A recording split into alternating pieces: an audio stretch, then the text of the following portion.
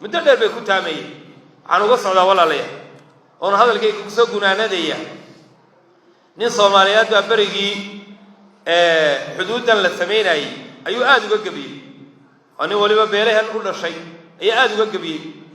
وحبي ليك لو قوقبي قولش هندقو أي قبي يسا كم داعي وحبي ليك لو قوقبي قولش هندقو هل كان هالله يقول حبيت أنا قبر لحدوي قبي يجيب أنا ودهيني لكن أنا معروف ودوان سوق قاري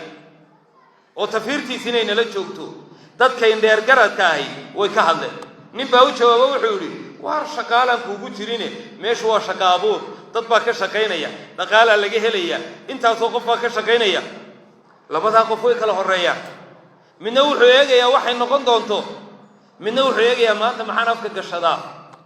dadka qaar baan arkay oranaya meesha shaqa laga helaya oo shaqaabuur bay noqonaysaa iyagii baa 120 milyan ah meel ay kala qabsadaan bay laayi day meel heleen iska daa shaqaale urteedana urinay ma yaga ko golanay gudaha inaad soo gasho mantiqa amniye noqonaysa ciidan soo admari karay xaga qaanuunka laftiisa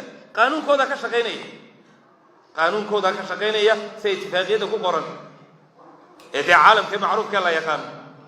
waa say safaarado kulmay noqonaysa dhan walba in laga diraaseeyo oo la iska daaya caadifadu aad bay ugu fiicantay haddii 60 ka tirada waan caadifadoon oo caadifad baan xamar ku qabanay caadifadii ka darnayd baan sameeynaa in waayo tani meel laga soo noqonayo ma way wala gali mooy waxa weeyaan walaalayaal aynu dib isugu laabano caadifayna ma anfacayso mustaqbalka ubadkeena ayna anfacay ilaahayna aynu u toobadkeen maamulkana waxaan leenahay qadiyadaas waa qadiyad aad u khatar badan ee ka laabta ilaahay kaga baqda ilaahay waa idin weydiin doona ka laabta maanta ay maraysaa safgarad oo aanay wali qaraar ahayn maanta dhowdin maanta meel ay ka laabata joogtaan nin baa bari lagu yiri inta show diin lagu yeeshay ee la dhisay rawaal reerihi ha boodaan inaad waalatayo deyntii ha ka dhaafaan wuu sira waalo taasadu tuuro meelaha soo dhaqdhaqaaqo muddo markay ka soo wareegtaa la yiri war way sabreene taas ka soo laabo meelaan ka soo noqdo ma joogo waalidii ku wadi iyayna ku noqonin meelaan ka soo noqdo ma jooge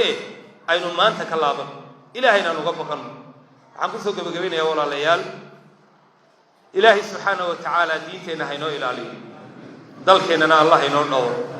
dunyadeena allah inoo ilaaliyo